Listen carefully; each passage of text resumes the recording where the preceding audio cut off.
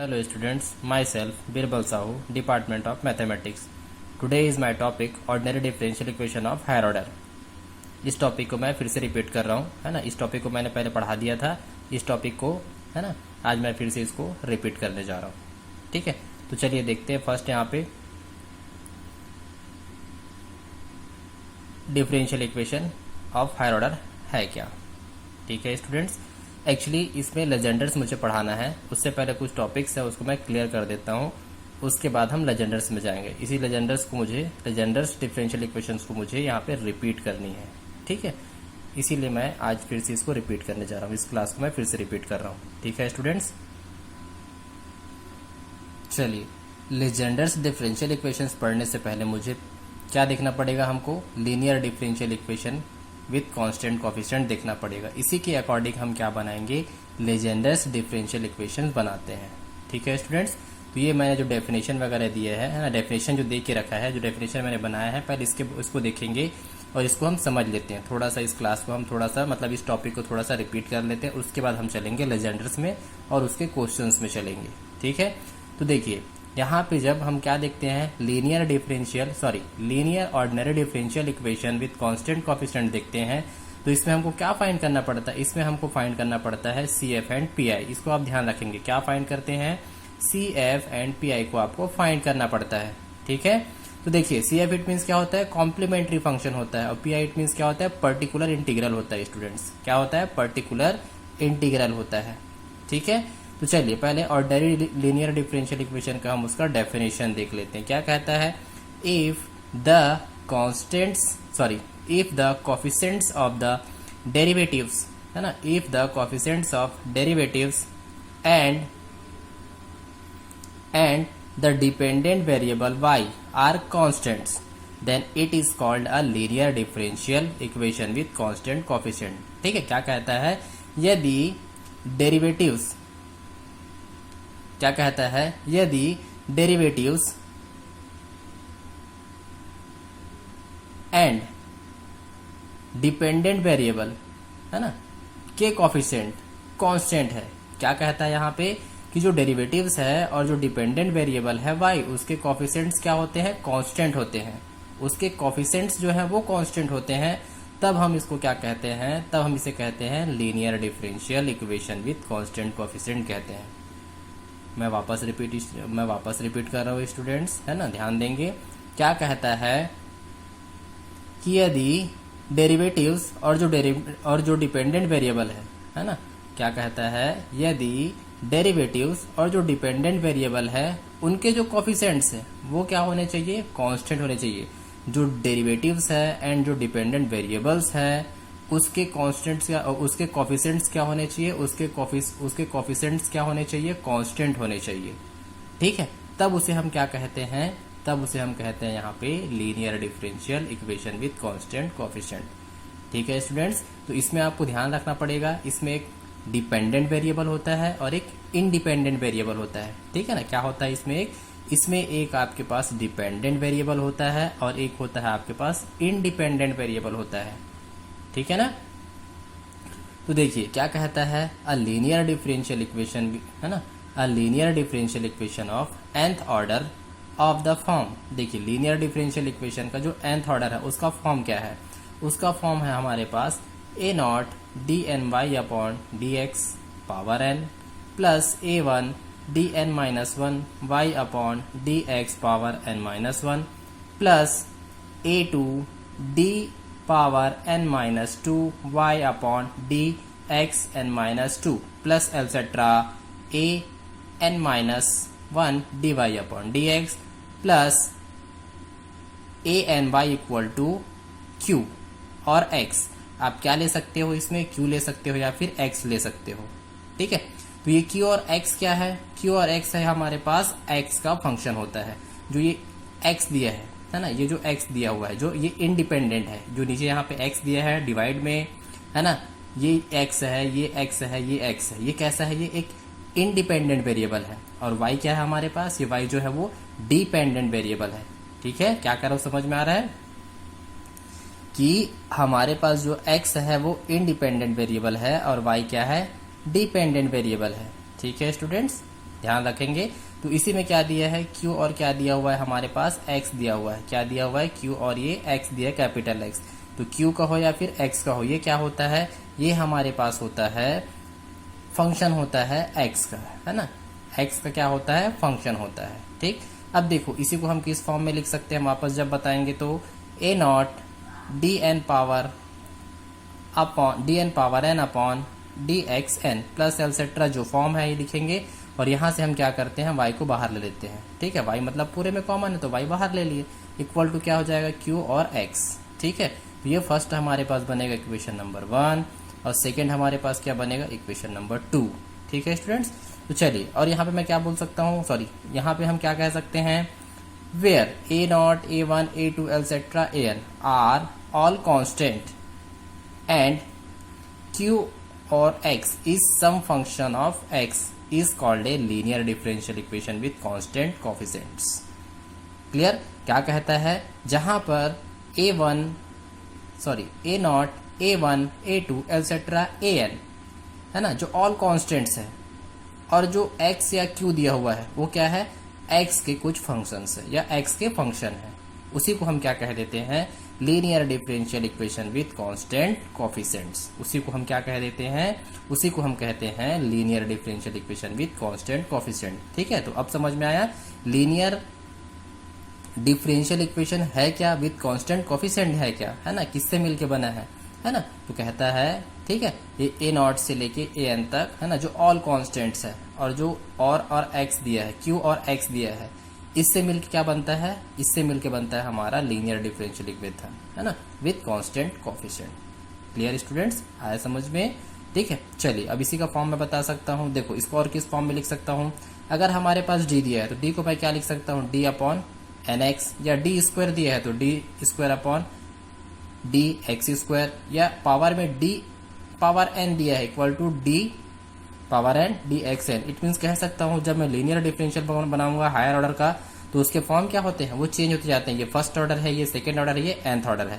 Higher order कहा गया है, इट मीन्स क्या रहेगा, उसके ऑर्डर हमको नहीं पता हो, है ना, उसके ऑर्डर हमको नहीं मालूम होते, उसको हम कहाँ तक लेके जाएंगे ये क्वेश्चन पर डिपेंड करता है। कभी क्यूब आता है, कभी स्क्वायर आता है, कभी पावर 4 आता है, कभी फर्स्ट ऑर्डर में खत्म हो जाता है। ठीक है, कभी फर्स्ट ऑर्डर में खत्म हो जाता है स्टूडेंट्स, तो डिपेंड करता है क्वेश्चन के ऊपर, इसीलिए इसको कहा गया है linear ordinary differential equation with constant coefficient. But उससे क्या होता है, ऑर्डिनरी डिफरेंशियल इक्वेशन विथ या ordinary differential equation of higher order, इसीलिए हायर ऑर्डर कहा गया है कि इसमें इसके जो पावर्स है, जो इसके ऑर्डर्स है, उसको हम डिसाइड नहीं कर सकते। ठीक है, ये हमको कहा है nth ऑर्डर तक लेके जाता है, इसलिए डेफिनेशन भी कहते हैं nth order linear differential equation students. ठीक है, चलिए आगे देखते हैं इसमें क्या है। अब ये इसका फॉर्म है स्टूडेंट्स, जो इक्वेशन नंबर 1 के फॉर्म में आप लिए थे वो उसका फॉर्म है। अब देखिए ये फ्रॉम इक्वेशन नंबर 1 क्या दिया है, ये अब इसको मैंने किस में कन्वर्ट कर दिया, डी में कन्वर्ट कर दिया, है ना। जो इसके सिंबॉलिक फॉर्म होते हैं उसको मैंने चेंज कर दिया, सिंबॉलिक फॉर्म में चेंज कर दिया। ठीक है, डी इट मीन्स क्या होता है, सिंबॉलिक फॉर्म। अब ये पूरे किसके फंक्शन बना सकता हूँ, इस पूरे को मैं एक फंक्शन बना सकता हूँ, F of D Y equal to Q और एक्स। क्या बना सकता हूँ, कंप्लीटली एक फंक्शन बना सकता हूँ। इसी को मैंने क्या दे दिया, इक्वेशन नंबर 4 दे दिया। ठीक है, अब जहां पर देखो वेयर दिया है D equal to D upon D X, मतलब डी मतलब one time differential, but 1 upon D मतलब वन टाइम इंटीग्रेशन। ठीक है, क्या कहता है, D equal to D upon D X and 1 upon D equal to integration D X. ये हमको शो करता है कि अगर डी दिया है तो वो क्या हो जाएगा, वन टाइम डिफरेंशियल को शो करता है। अगर 1 अपॉन डी दिया है तो क्या करेगा, वो वन टाइम इंटीग्रेशन को शो करेगा। ठीक है, अब देखिए इसमें कुछ रिमार्क है स्टूडेंट, उसको देख लेते हैं। अगर देखिए फर्स्ट कहता है रिमार्क में डी इक्वल टू 0 हो, then equation number 4 called homogeneous linear differential equation. It means जो इक्वेशन नंबर 4 दिया है ना, अगर डी की वैल्यू मैं 0 कर दूं तो डी की वैल्यू 0 हो जाएगी, तो ये क्या कहलाएगा, ये हमारे पास कहलाएगा, है ना, होमोजीनियस लीनियर डिफरेंशियल इक्वेशन। ठीक है, अब यहीं पे क्या कहता है कि D not equal to 0, D not equal to 0, तो इस कंडीशन में क्या होता है स्टूडेंट्स, ये non homogeneous linear differential equation होता है। क्या होता है ये होता है non homogeneous linear differential equation होता है। ठीक है, अब देखिए इसमें कुछ जनरल फॉर्म होते हैं, जनरल सॉल्यूशन होते हैं, जिसको हम क्या कहते हैं, जिसमें हम क्या निकालते हैं, CF एंड PI निकालते हैं। ठीक है, क्या कहता है, देखिए जनरल सॉल्यूशन और कंप्लीट सॉल्यूशन भी कह सकते हैं, इसको हम जनरल सॉल्यूशन भी कहें या फिर कंप्लीट। ठीक है, कहने का मतलब ये है कंप्लीट सोल्यूशन का कि आप जब इस क्वेश्चन को सॉल्व करने जाते हो तो लास्ट में जब इसका आंसर लेके आते हैं तो किसके फॉर्म में आता है, वाई के फॉर्म में दिया गया है।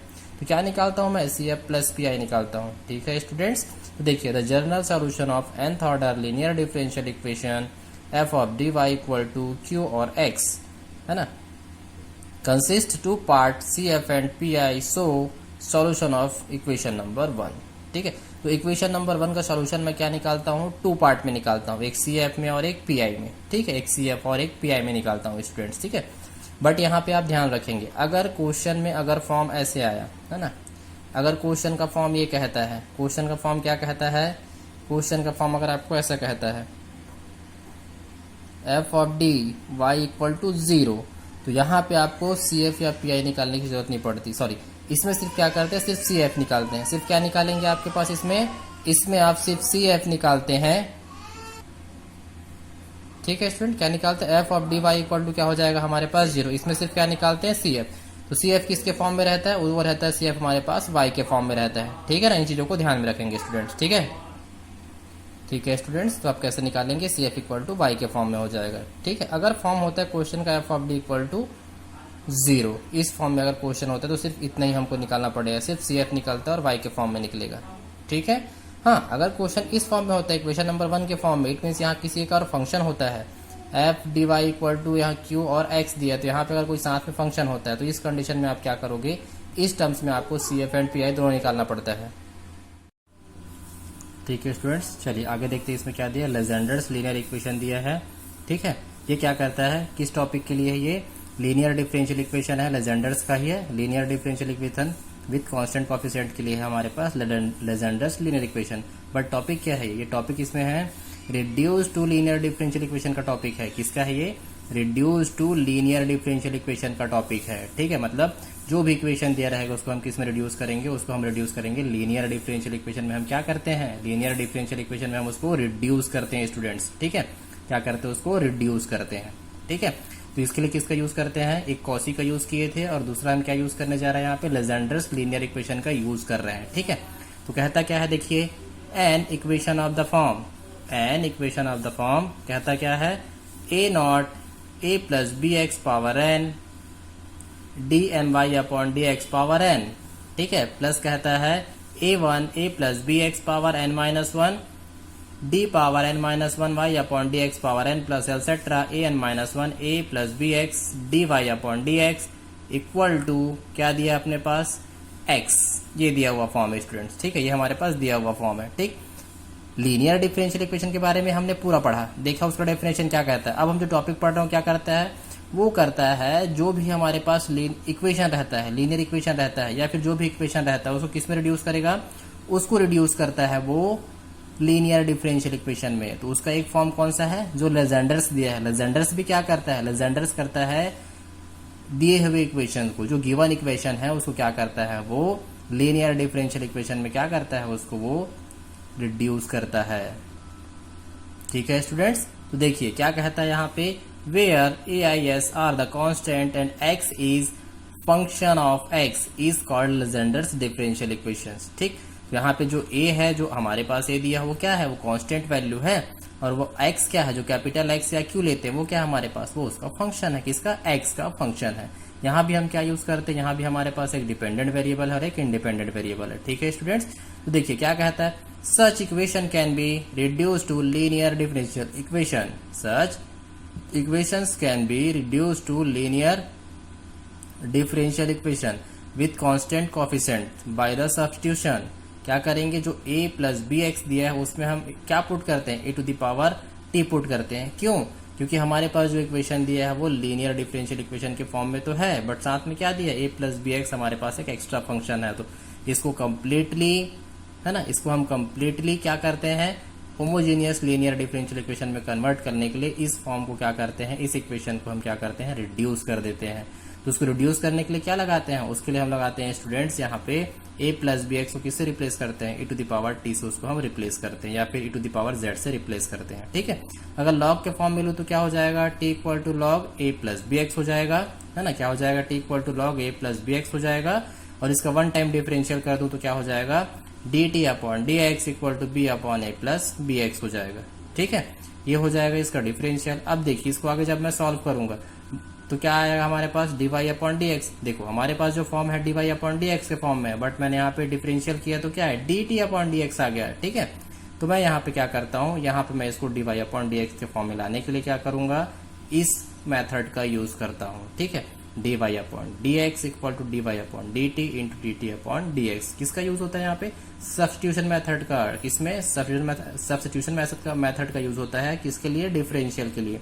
तो dy upon D X equal to क्या हो जाएगा, dy upon dt into dt upon dx। तो आपने dt अपॉन dx की वैल्यू निकाल के रखी है, आप यहाँ से चेक कर सकते हैं। ठीक है, आप यहाँ पे चेक करिए, इसको पुट कर दीजिए, किसकी वैल्यू, dt अपॉन dx की वैल्यू। तो क्या हो जाएगा, dy upon dx equal to b upon a plus B X into dy upon dt हो जाएगा। स्टूडेंट्स क्रॉस मल्टीप्लाई करा दीजिए तो बन जाएगा a plus B x dy upon dx equal to b into dy के फॉर्म में। Symbolic form में ले लिए तो सिंबॉलिक फॉर्म में चेंज हो जाएगा। ठीक है, अब चलिए तो सिंबॉलिक फॉर्म में चेंज हो गया। अब ये क्या है, फर्स्ट ऑर्डर के लिए। अगर इसे मैं क्या करूं, सेकंड ऑर्डर के लिए, तो क्या हो जाएगा, यहाँ स्क्वायर हो जाएगा और ये बी स्क्वायर हो जाएगा और डी किससे रिप्लेस हो जाएगा, डी रिप्लेस होगा, D into D minus one से रिप्लेस हो जाएगा। ठीक है, क्यूब करूंगा तो क्या हो जाएगा, ये क्यूब हो जाएगा और किससे रिप्लेस हो जाएगा, B cube D into D minus one into D minus two into Y से रिप्लेस होगा। ठीक है, ये कहां तक जाएगा, ये nth ऑर्डर तक जाएगा। स्टूडेंट्स कहां तक जाएगा, ये nth ऑर्डर तक जाएगा। ठीक है, कहां तक जाएगा, ये nth ऑर्डर तक। ठीक, चलिए आगे देखते हैं। ठीक है, देखिए ये दिया है क्यूब के फॉर्म के लिए। अब ये जो फॉर्म आया है इसको हम क्या करते हैं, इक्वेशन नंबर 1 में जो इसकी वैल्यू रहती है, इसको इक्वेशन नंबर 1 में ले जाके हम क्या करते हैं, पुट कर देते हैं। तो फिर हमारा जो क्वेश्चन का फॉर्म है किसमें कन्वर्ट हो जाता है, वो टोटली लीनियर डिफरेंशियल इक्वेशन के फॉर्म में चेंज हो जाता है ना, विथ कांस्टेंट कोएफिशिएंट के साथ, है ना, चेंज हो जाता है। ठीक है, चलिए एग्जाम्पल देख लेते हैं क्या कहता है इसमें। Solve 1 plus x square D square Y upon D x square plus 1 plus x D Y upon D x plus Y equal to sine 2 log 1 plus X. ठीक है, ये स्टूडेंट ये दिया हुआ क्वेश्चन है। ठीक है ना, ये दिया हुआ क्वेश्चन, इसको हमको सॉल्व करना है। चलिए सॉल्व करके देखते क्या कहता है। Solve given that the equation, जो इक्वेशन दिया उसको आप गिवन में रखिए और यहाँ पे पुट कर दीजिए। 1 plus x square D square Y upon D x square plus 1 plus x D Y upon D x plus Y equal to sine 2 log 1 plus x. Equation number 1, this equation is Legendre's homogeneous linear equations. मतलब ये equation दे किसका है, ये लेजेंडर्स linear equation है, किसके लिए, homogeneous function के लिए। ठीक है, तो आप क्या करोगे, 1 प्लस जो एक्स स्क्वायर किससे रिप्लेस करोगे, ई टू द पावर जेड से या फिर ई टू द पावर टी से उसको आप रिप्लेस कर सकते हो। ठीक, तो क्या कहता है, put 1 plus X equal to E to the power Z, या फिर यहाँ से एक्स की वैल्यू फाइंड करोगे तो क्या हो जाएगा, e to the power z minus 1। अब लॉग के फॉर्म में बनाओगे तो क्या हो जाएगा, z equal to log 1 plus X. Students अब जो वैल्यू दी है उसको आप क्या करोगे, पुट करते जाओ। फर्स्ट में आप क्या हो जाएगा, ये d इंटू डी माइनस 1। ठीक है, देखिए d into D minus 1 into Y. अब सेकेंड क्या हो जाएगा, dy, और लास्ट क्या हो जाएगा, y। अब पूरे में कॉमन क्या है हमारे पास, y कॉमन है, अब y को बाहर ले लेना। ठीक है, और यहाँ पे log 1 प्लस जेड की वैल्यू क्या पुट करेंगे, z पुट करेंगे, सॉरी log 1 प्लस एक्स की वैल्यू क्या पुट करेंगे, z पुट करेंगे। ठीक है, तो देखिए क्या हो जाएगा, D square minus D plus 1 into Y equal to sine 2z। Students तो ये हमारे पास बनेगा, इक्वेशन नंबर क्या बन जाएगा, 2 बन जाएगा। ठीक है, अब इसको मैं किस में चेंज करूंगा, देखिए यहाँ पे आ गया तो किसका हो गया, कौन सा फॉर्मूला आया इसमें फॉर्मूला आया D square plus 1 into Y के फॉर्म में, इक्वल टू क्या कहता है, साइन 2z। क्या बनेगा, इक्वेशन नंबर 2। अब इसको मैं किस में चेंज करता हूँ, अब इसको मैं चेंज करता हूँ एक्सिलरी इक्वेशन में। ठीक है, एम क्या है हमारे पास, रूट्स हैं इनके, इसके जो हमारे पास इक्वेशंस दिए हैं उस इक्वेशंस के क्या है, रूट्स होते हैं एम। तो अब इसको मैं किस में चेंज करूंगा, इसको एक्सिलरी इक्वेशन में चेंज कर देता हूं। तो M square plus 1 equal to 0। अब इसको आप लोगे तो क्या हो जाएगा, प्लस माइनस आई, या फिर प्लस माइनस 0 प्लस आई हो जाएगा। स्टूडेंट्स ठीक है, चलिए आगे इसका सोल्यूशन देखते हैं।